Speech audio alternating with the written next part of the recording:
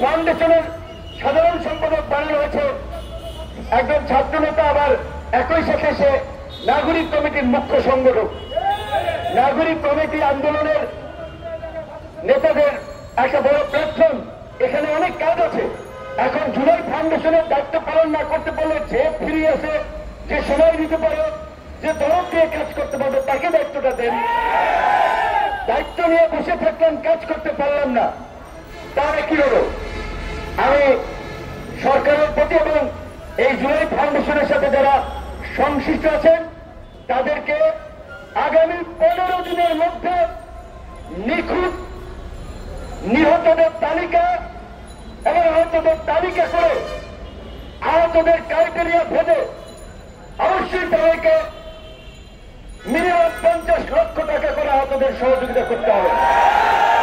বৈষম্যবিরোধী এবং ছাত্র আন্দোলন এবং নাগরিক কমিটি যদি কোনোদিন রাজনৈতিকভাবে দাঁড়াতে পারে তারা আবার তাদেরকে সমর্থন করবে।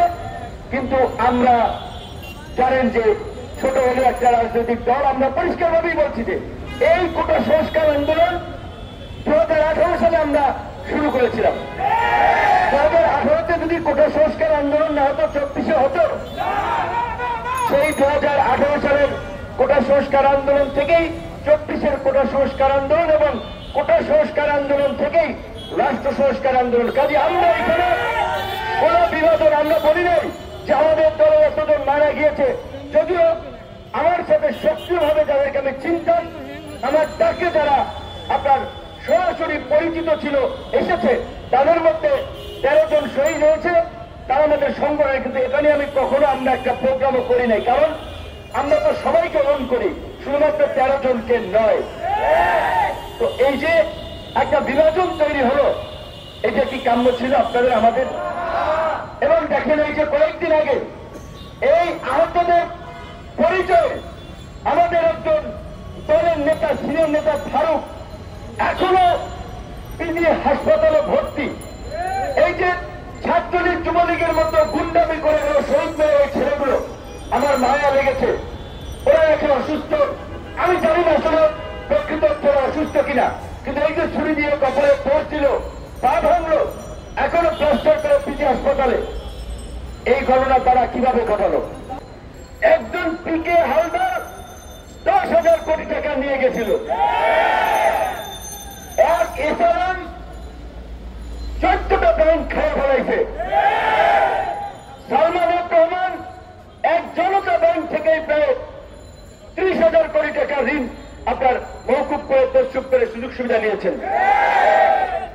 এই রকমের মাফিয়ারা তো মিনিমাম 50 আছে, যে এই 50 মাফিয়াই প্রায় দেশের ব্যাংক থেকে, আর্থিক খাত থেকে অন্তত 2-4 লক্ষ কোটি টাকা গায়েব করে দিয়েছেন।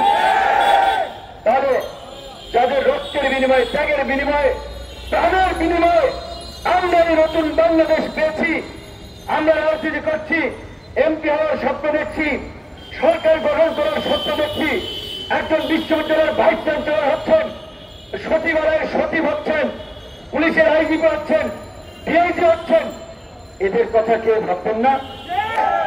সবাই নিজের ধান্দায় ব্যস্ত হয়ে যাচ্ছেন, কিন্তু এইটা কথা ছিল না, ভুলে যাবেন না। ইতিহাস বড় নির্মম এবং নিষ্ঠুর, ইতিহাস কাউকে ক্ষমা করে না। যদি এই শহীদ এবং আহতদের প্রতি অবহেলা করা হয়, তাদের যথোপযুক্ত সম্মান নিশ্চিত করা না হয়, আবার আমরা সংকটে পড়ব। সেই সংকটে সবচেয়ে চরম মূল্য দিতে হবে রাজনীতিবিদদেরকে। কাজী রাজনীতিবিদদের উচিত এই বিষয়ে জোরালো ভূমিকা পালন করা। আমরা বলেছিলাম যে এই সরকার আন্দোলনকারীদের চিকিৎসা সহায়তা নিশ্চিত করার পাশাপাশি এই গণঅভ্যুত্থানে যারা গণহত্যা চালিয়েছিল বিচারের মাধ্যমে তাদের ফাঁসি নিশ্চিত করতে হবে। মাত্র বিভিন্ন রাজনৈতিক দল মুখোমুখি হয়ে যাচ্ছে, যেটা আমরা বারবার বলছিলাম এই বিভাজন বিভক্তি কোনোভাবেই কাম্য নয়। এই গণঅভ্যুত্থানের সরকার অন্যান্য সমাজ তত্ত্বাবধায়ক সরকারের মতো 3 মাসের জন্য নির্বাচনের জন্য সরকার না।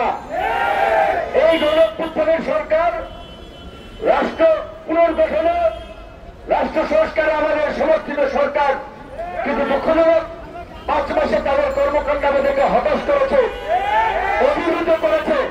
কিছুদিন আগে দেখলাম শতাধিক পণ্যে ভ্যাট এবং শুল্ক আরোপ করেছে নতুন করে। এমনকি রেস্টুরেন্টে খেতে যাবেন সেখানেও 15% ভ্যাট বাড়িয়ে দিয়েছে। ট্রাকে যে ন্যায্য মূল্যের পণ্য বিক্রির ইনিশিয়েটিভ ছিল সেটি তুলে দিয়েছে। বাণিজ্য মন্ত্রী জমিদারের মতো কথা বলছেন যে এই রাতারাতি চালের দাম কমানোর আমার কাছে কোনো ম্যাজিক নাই। চলবে না, ম্যাজিক তো থাকতে হবে। আপনার দায়িত্বে বসেছেন, জনগণের চাহিদা বুঝতে হবে, জনগণের কথা শুনতে হবে। 5.5 থেকে 5 কোটি খেতে খাওয়া মানুষ, চালের দাম, তেলের দাম, জিনিসপত্রের দাম বাড়লে তাদের জীবন জীবিকায় প্রভাব পড়ে। আপনি সরকার চালাচ্ছেন, আমরা সমর্থন দিচ্ছি, তাহলে আপনার সেটা দেখতে হবে না আমার জনগণ কেমন আছে, আমার জনগণ নিত্য প্রয়োজনীয় জিনিসপত্র তার ক্রয় ক্ষমতার মধ্যে আছে কিনা। আজকে 5.5 মাস পরেও আহতরা তাদের ক্ষতিপূরণের জন্য